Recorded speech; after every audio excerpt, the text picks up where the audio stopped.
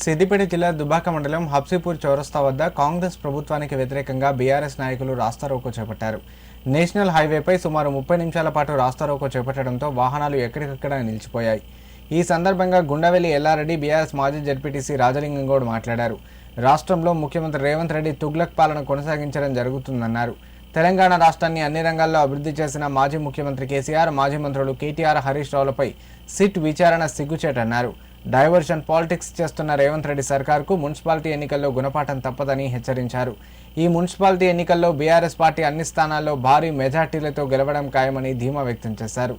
కార్యక్రమంలో దుబ్బాక మండల సర్పంచ్ల ఫోరం అధ్యక్షులు పరస దేవరాజు, కన్వీనర్ గుర్రాల శ్రీనివాస్, సర్పంచ్ శ్రీలత రామచంద్రారెడ్డి, వివిధ గ్రామాల సర్పంచ్లు, నాయకులు పాల్గొన్నారు.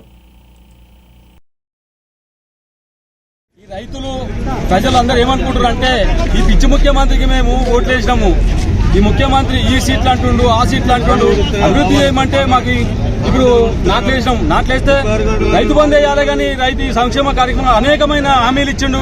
ఈ హామీలు నెరవేర్చాలి, మంచి పరిపాలన చేయాలి కానీ ఈ పిచ్చి ముఖ్యమంత్రి వీళ్ళ మీద దర్యాప్తు, వాళ్ళ మీద దర్యాప్తు, లేనిపోని కార్యక్రమం పెట్టుకుంటూ ఈ తుగ్లక్ పరిపాలన చేస్తుండు. కాబట్టి ఫస్ట్ మాకు రైతు బంద్ చేయమను. రైతులు నాట్లేసుకున్నారు, అందరు ఇబ్బందులు ఉన్నారు కాబట్టి రైతు బంద్ చేయమని అడుగుతున్నారు ప్రజలు. ఒకవేళ కేసీఆర్ గాని హరీష్ రావు గారిని ఎటువంటి ఇబ్బందులు చేసినా వాళ్ళకి ఈగ వాలినా గానీ అగ్నిగుండం చేస్తాం, తెలంగాణ గ్రామాన అగ్నిగుండం చేస్తామని ప్రజలు ఏ గల్లీకి పోయినా చెప్తున్నారు.